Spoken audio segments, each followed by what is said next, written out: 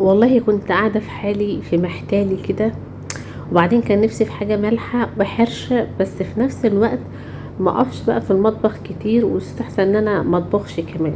فقلت بقى ايه عليكي وعلى الرنجة.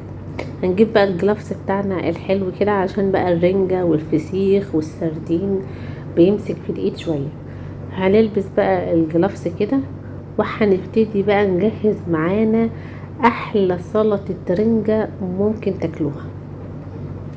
هنجيب بقى هنا دي رنجة عاملة حوالي 500 جرام، رنجاية واحدة يعني تقريبا نص كيلو نص كيلو الا حاجة بسيطة. الرنجة الحلوة اللحم بتاعها يكون طري، ومكان البطروخ كده بيكون ناشف شوية، ده لو انتوا عايزين بطروخ مخرز. ندخلها بقى الفرن تتشوي، او بقى على النار على الطاسة. شايفين رنجة عيار 24 والله. المهم هتخرج بقى كده، انا جبتها لكم بقى بعد ما اتشوت عشان يكون شكلها لطيف. وهنبتدي نجيب طبق بقى كده، وهنبتدي بقى نفصص لحم الرنجة. الرنجة ما فيهاش شوك كتير، لكن الشوك بتاعها ناعم قوي، فنخلي بالنا كده ان ننضفها كويس قوي، عشان كمان خصوصا لو في بقى اطفال هتاكل ولا حاجة وقت التقديم كده يكون شكل ظريف وما يكونش فيه شوك كتير. انا ما بحبش بقى هنا اهرس الرنجة. في ناس بقى بتقعد تهرس الرنجة قوي، لا انا بقطعها بس، وده البطروخ بتاعها.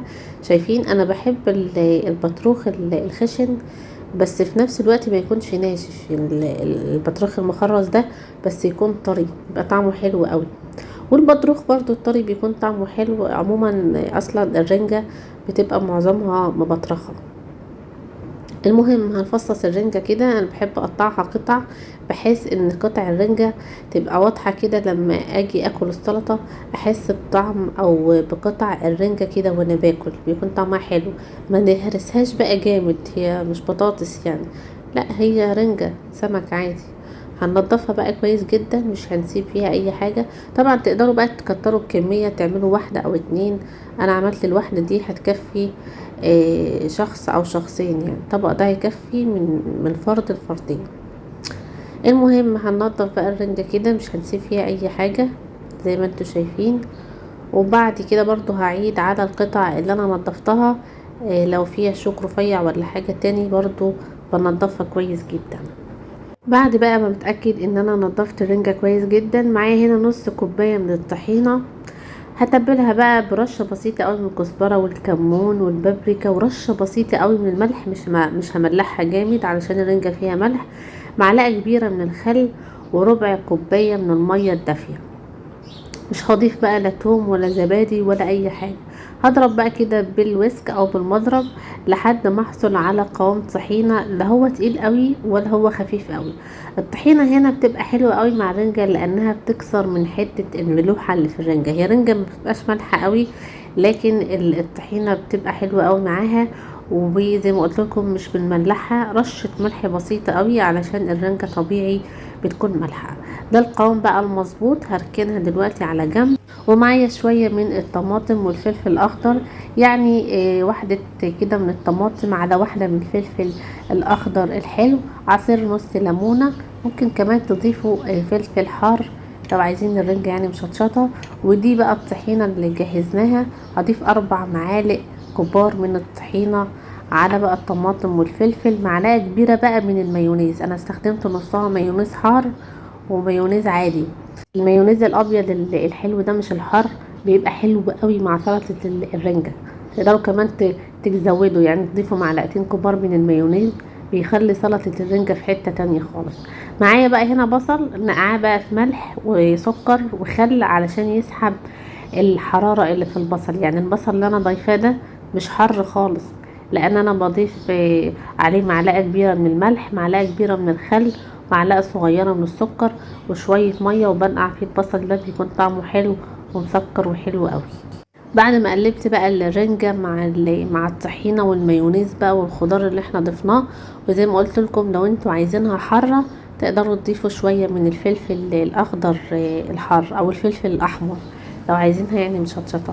بنقدمها بقى على طول، شايفين ما بتاخدش وقت خالص، وطعمها بقى بيبقى خطير.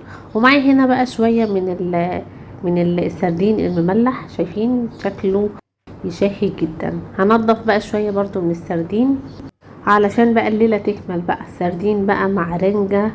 مش عايزة اقول لكم الاكلة دي خطيرة جدا.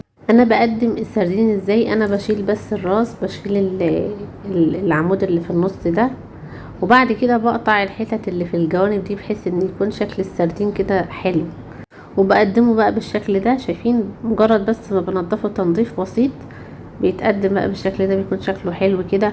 والسردين حلو قوي. انا بصراحة من عشاق السردين.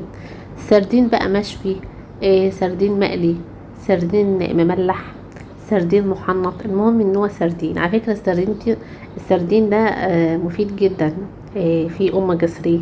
في ناس بتقولك سردين بقى وبتاع سمكة صغيرة، لا السردين على فكرة من احلى انواع السمك، صدقوني، خصوصا بقى لو مخلل او مقلي بيبقى تحفة قوي.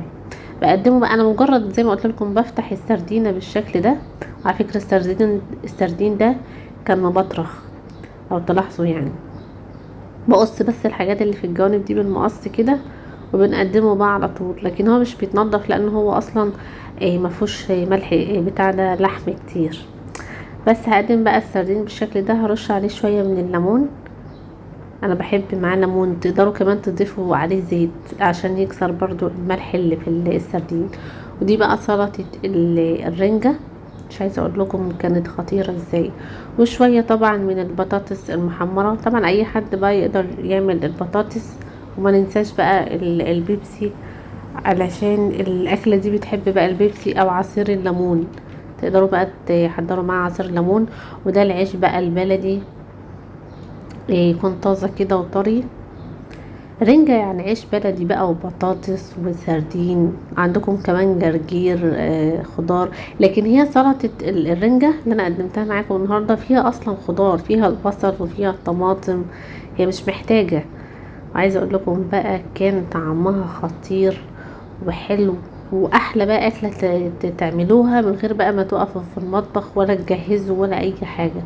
واكل حرشة كده مع شوية بقى من البطاطس. مش عايزة اقول لكم الاكلة دي انا بحبها ازاي. وده السردين اللي قدمته معاكم.